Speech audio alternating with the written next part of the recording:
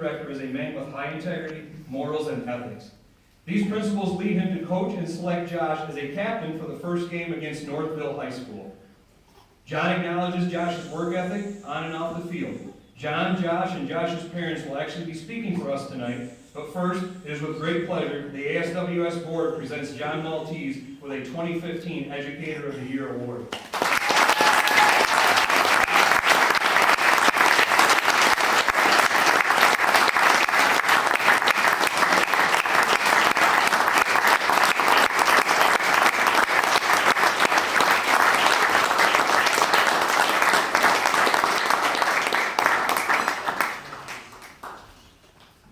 In closing, I want to say a quote from Jane Goodall.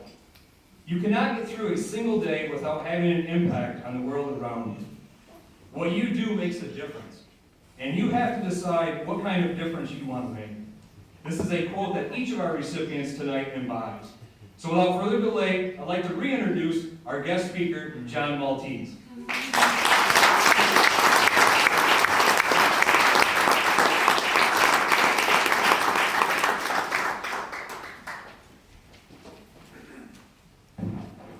Well, thank you very much. Oh, I just lost it. Thank you very much. I'm truly honored to address this organization and to do the best for Josh here. And, you know, as I talked to Josh before we came up, and I go, "Are you nervous about talking up here?" He said, "Yeah, you too." I'm going to feel a little better. I said, "I feel better with a baseball cap on and telling him that he's got to get his pad level lower and everything like that." And, that's where we do our best work. But just to give a brief introduction, Josh plays football for Lakeland High School. And Lakeland High School is about 20 or so miles away from or north of Detroit. We play in one of the best conferences in the state, the KLAA. And it's a big school, about 1,800 kids go there. And when I first get to meet freshmen, and I try to send out information to them, so when they first come, I have them call emails and phone numbers and addresses. Once I look at this one, I go, "I am a legend," at yahoo.com or whatever it was. And you still have that, Josh? Unfortunately. No, it's not unfortunate. I think he predicted it. But by the time I conclude here, and I've concluded this a long time ago, that you really are a legend. And little did I realize when I snickered at it at first time, I go, "What is this? I am a legend at yahoo.com." But I realized that you were telling the truth. And you really are a legend and inspiration to not only other people and your peers, but coaches and administrators alike. So before I talk in detail about it, I had the video class just put together a really brief DVD on some of his classmates or teammates and administrators.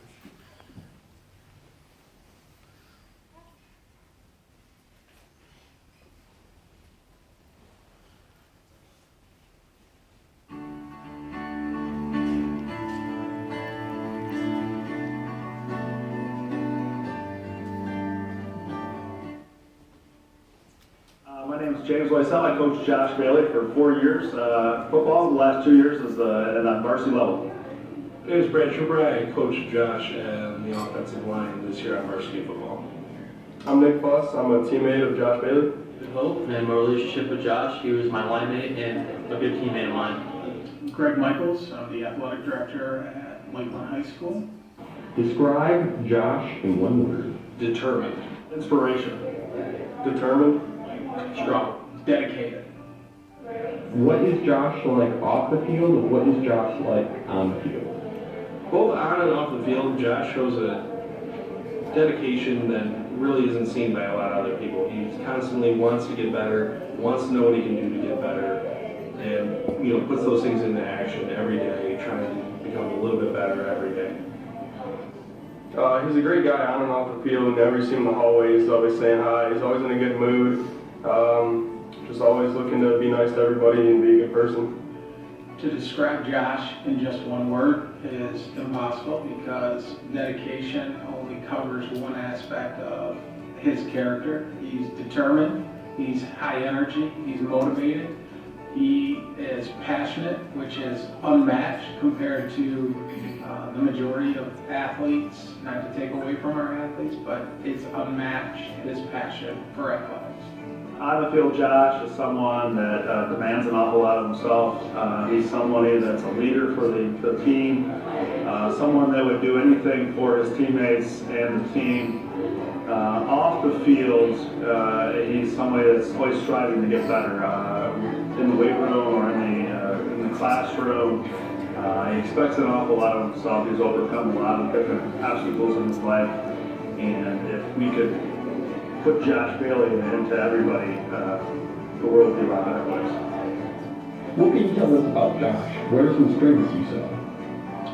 I saw a lot of improvement from junior to senior year. He's got a lot of leg strength. He's got a lot of technique he's improved on. Josh's strengths, without a doubt, number one, his passion and his love for things that he's doing. With my relationship, that would be football. Tries to bring out the best out of everybody. Really is a great teammate, and for me, it was a great honor to have the chance to work with Josh for the last 4 years, and I wish him the best of luck. Recently, I've witnessed Josh take his strength training to another level. Again, that determination, that passion is displayed in the weight room. He takes pride in every repetition, what he does, the activities he selects in the weight room. He is self-motivated and, again, to repeat, determined to be successful. The biggest thing, the strength that Josh has is just his ability to take feedback and really focus on that and kind of move forward. Both in the classroom and I've had him in the football field, he really takes things to heart and tries to become better at doing things day in and day out.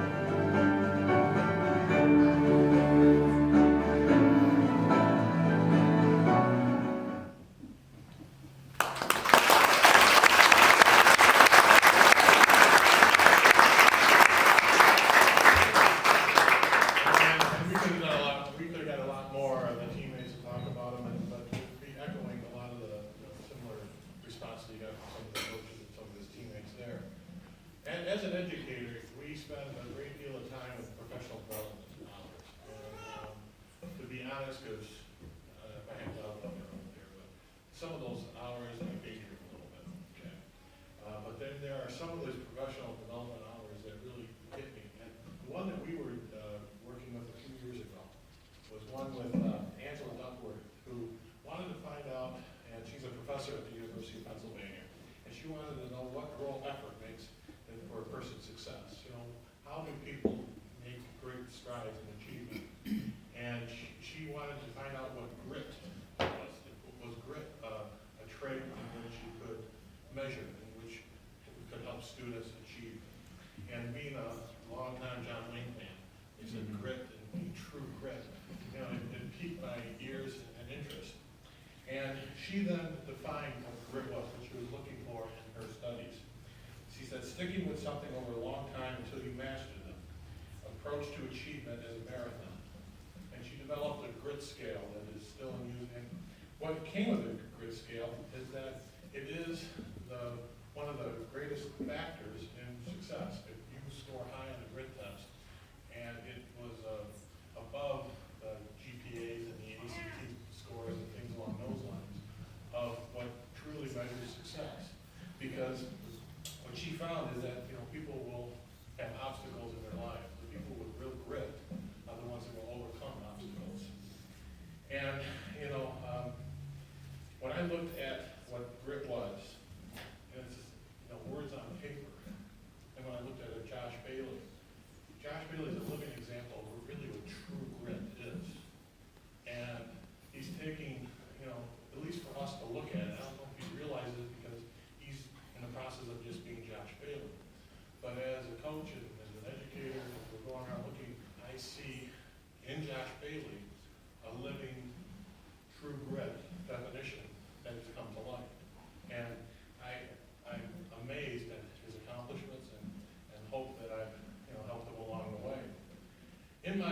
years of a football coach for about 30 years. I get to have the pleasure of talking to, icons in the field. And a long time ago, I met Bo Shumack, for those people that remember Bo. He's a great football legend from the University of Michigan.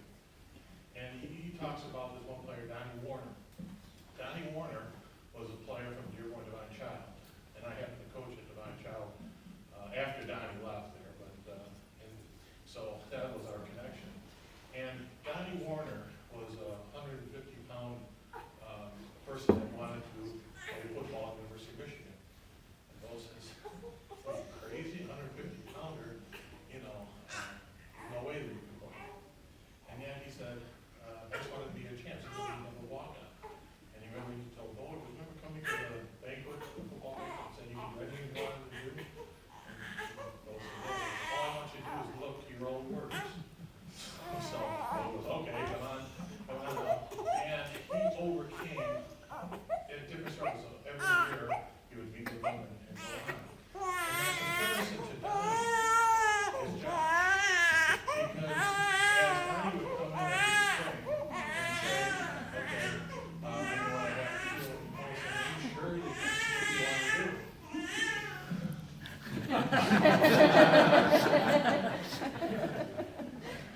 I didn't stop, if you notice, because that reminds me of my fifth album. They just cry and leave, and then let's I didn't bring a sweat, and then I saw my wife. So anyway, Bo was working with Don, and as I was, retelling the story and trying to motivate our team during this past season, the Donnie Warner story came, to my forefront because we had our version of Donnie Warner. What Donnie Warner ended up to be was all Big Ten player by the time his senior year graduated, came around for a championship Michigan team. And Bo, to this day, or to the day of his passing, Bo said that Donnie Warner was the best athlete that he ever coached. And Michigan has put forth, pro players, et cetera, et cetera. And the reason was, I thought that was the key, but the reason is that Donnie Warner got the most out of his abilities. By far, more than anybody else, Donnie Warner lived up to his potential. And when I looked at Josh, especially this last season, because there were times that we would sit and talk, and he wanted to, be more of a contributor than we were allowing him, and I would just be honest with him. And he would take that honesty and he would then, transform it into what needed to be done on the field. And there were times that he was down because he wasn't getting some of the playing time that he always wanted, but he understood it. And all the time I'll tell him, I'm going to be honest with you from the beginning. He took that, and then at the end, I believe that he was our Donnie Warner, that he was indeed getting the most out of his ability than I have ever coached in my 30 years. When I brought that up on Thursdays before our games, we have team dinner, and the scouts, and we talk, and then I try to say words that will motivate them for the next contest. When I had the whole group in, I was telling them all about the Donnie Warner story, read the actual clippings and his actual words from Bo. And I compared it to Josh, and the room was dead silent. I think the rest of the players certainly understood that. And then we were playing our crosstown rival, Milford. Milford and Lakeland hate each other. They go way back. Yeah. He's still excited about the early Milford. You say Milford and lights up like a beacon.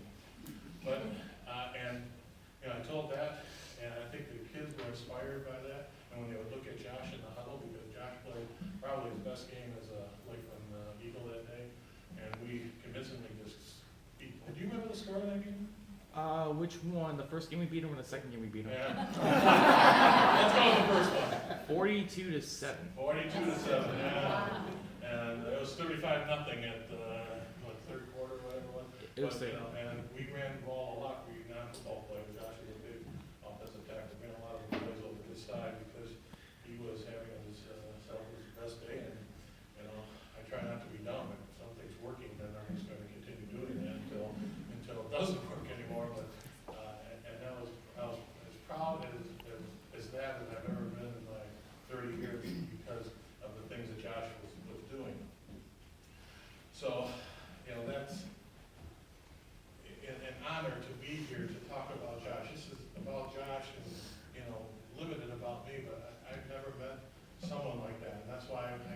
to the I am a legend. You know, I got into coaching because I wanted to help and be a role model, and you know, the wins and the losses will take care of themselves, but I thought that was more important to provide that kind of leadership and hopefully inspire, you know, people to do the right things. And at the end, you know, Josh was becoming more of an inspiration than you'll ever realize. We were more in awe of you than probably you were of us. By the time it was all said and done, as we said, talking like in the coach's office. And you became a leader of the team, and you know, a leader in and out of the classroom.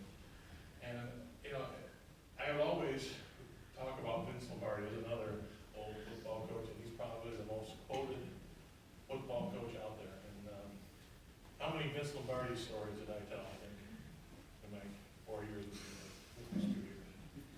I literally can't count how many. Yeah, take off your head. But Vince had a way of just putting the right words and it was meaningful. And I like this thing about leaders, because it talks about Josh. It goes, leaders are not born, they are made, just like anything else that has ever been made in this country by hard work and effort. And that the price we have to pay to achieve that goal or any other goal.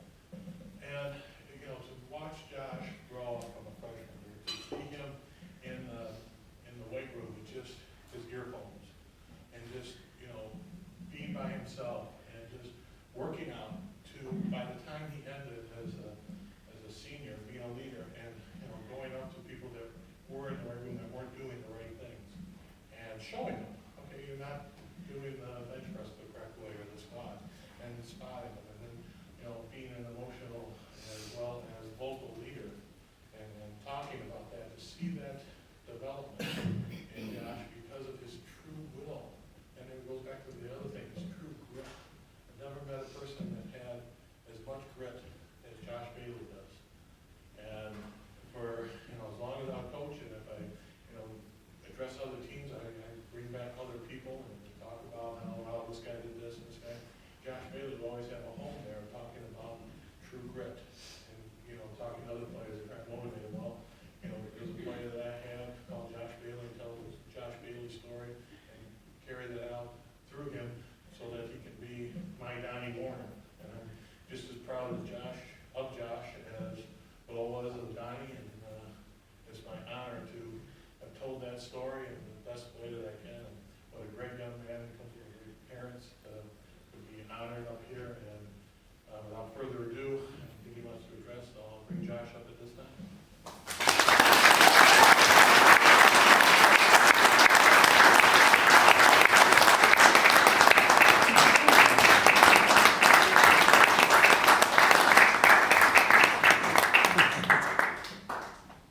Okay, I know you hate this, but I had to do that.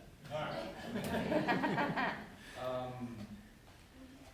Before I start, I want to, of course, thank Coach Maltese for being there throughout these last 4 years. I really looked up to you, and You're 6'7". all that.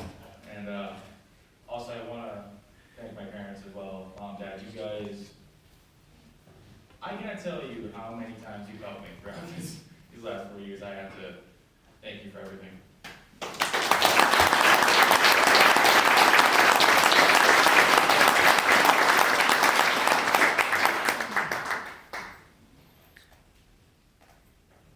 You know, I think I'm probably the luckiest person right now. You know, to be speaking in front of everyone, telling my story. To be honest, I really don't know where my story began. You know, whether it was these last 4 years or whether this past through elementary school or middle school, because with autism, I had to overcome a lot.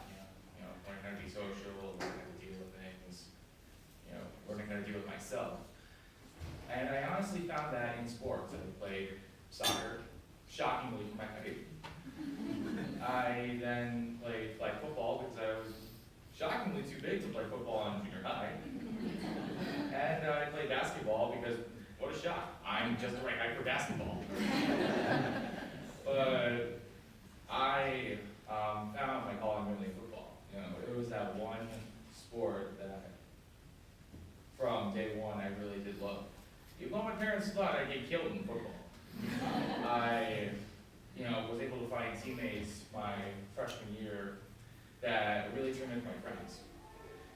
And I would like to branch off that because, as a kid with autism, my whole life before high school, I was just looking for friends. I was looking for any means necessary, to try and find people that I could, coexist with. And I think sports has a unique way of doing that. I kind of think of it as like magic. Like, I don't know how it works, but it works. And, there's just something about it, whether you're playing football or basketball and another team sport, you just become, brothers with it or sisters with it. And if people don't think that's true, I found friends from soccer. So, it works, It's just something.